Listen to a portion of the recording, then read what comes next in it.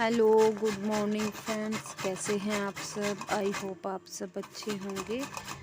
तो ये है सुबह सुबह का टाइम और आज बना रही हूँ मैं काफ़ी दिन बाद मूली के पराठे। तो सबसे पहले मैंने सुबह उठकर मूली को ही मैंने ग्रेट किया, क्योंकि आज शाम को नहीं किया था ग्रेट मैंने, और तैयारी कुछ भी नहीं थी। तो अचानक से ही मूली मेरे सामने आ गई और फिर मैंने बना दिए थे मूली के पराठे और जल्दी से उसको ग्रेट करके, क्योंकि मेरे हस्बैंड जाते हैं बहुत ही जल्दी ड्यूटी, और जल्दी से मैंने क्रश किया उसे और सारे बेसिक मसाले उसमें डाल दिए, एक हल्दी को छोड़कर।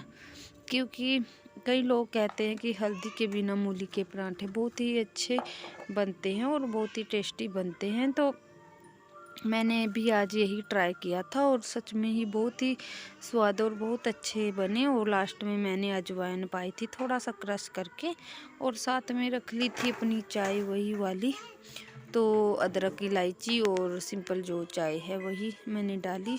और फिर जल्दी से लग गई मैं खाना बनाने। सबसे पहले मैंने गाय के लिए उतारी एक रोटी, क्योंकि गाय पराठे नहीं खाती है, क्योंकि कोई कोई गायें ऐसी मिल जाती है जो नहीं खाती है। कई गायें ऐसी होती हैं कि सब कुछ खा लेती हैं। फिर मैंने इस करके सिंपल रोटी ही बनाई थी गाय के लिए। तो घी और गुड़ लगाकर मैंने उसको साइड में रख दिया।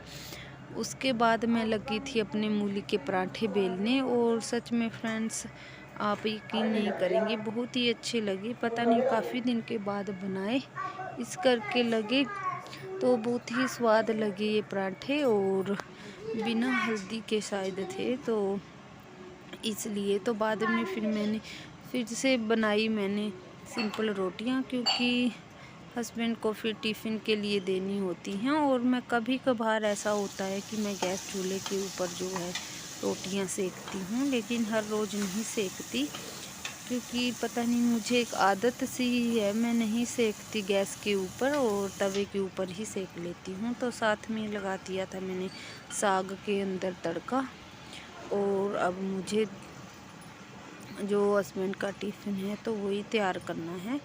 तो सुबह सुबह जितनी भी साग थी तो वही मैंने तैयार की, और फिर उनके बाद उनका टिफ़िन कर दिया था पैक।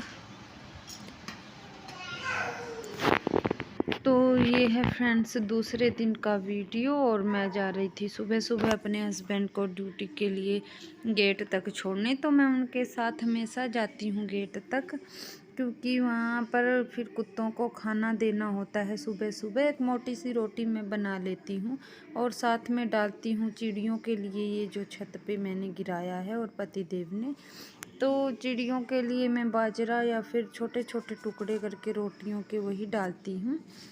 और उनको गेट तक छोड़कर फिर उसके बाद गेट को लगाकर मैं आ गई थी अंदर, और उसके बाद फिर मैं करूँगी सिलाई। बच्चों को स्कूल भेजने के बाद मैं बैठ गई थी अपनी सिलाई पर, और ये है बच्चों के स्कूल जाने के बाद का टाइम।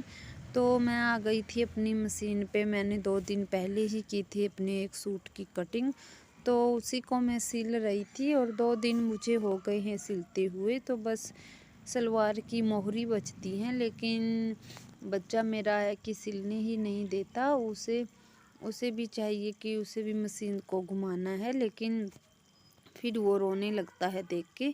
तो बड़ी मुश्किल से मैंने 3-4 सिलाइयाँ उसमें डाली हैं, और फिर भी थोड़ी सी रहती थी।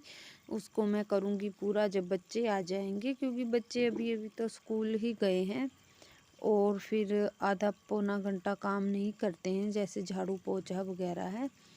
तो उसी करके मैं टाइम भी थोड़ा सा हो जाएगा, और उस करके मैं आके बैठ गई थी मशीन के ऊपर, और फिर मैं सिलाई के लिए लग चुकी थी, क्योंकि सिलाई मुझे कंप्लीट करनी है आज ही। और फिर मैंने ऊपर अपने बच्चे को भी बिठा लिया था, लेकिन वो है कि सिलने नहीं दे रहा था। फिर उसके बाद जितना भी घर का काम है तो वो मैंने निपटाया, और उसके बाद आ गई थी बाहर आंगन में थोड़ी थोड़ी सी धूप, और मुझे देनी है आज मेरे बच्चे को छींकें, तो उसी के लिए मुझे जाना है बाहर और सुबह सुबह ही देते हैं।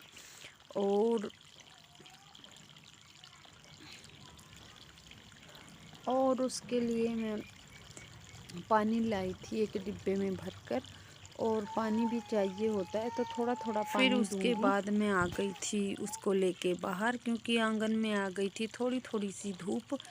और मैं दूंगी उसको होम रेमेडी, जिससे छींके आते हैं, शायद आप लोग भी जानते होंगे।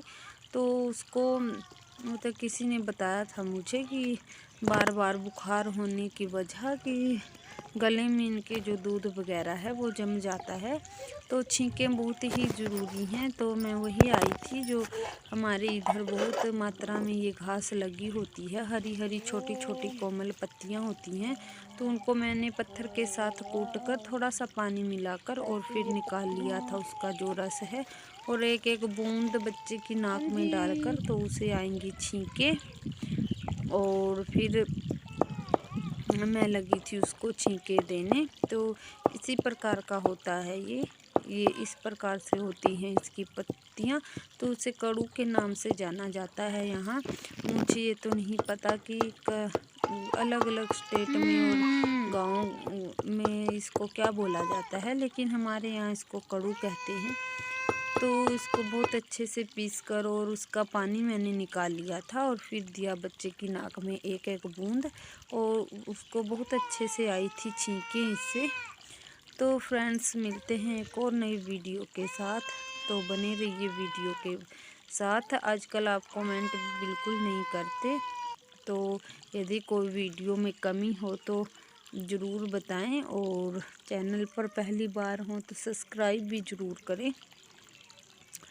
तो मिलते हैं एक और वीडियो के साथ। Bye bye.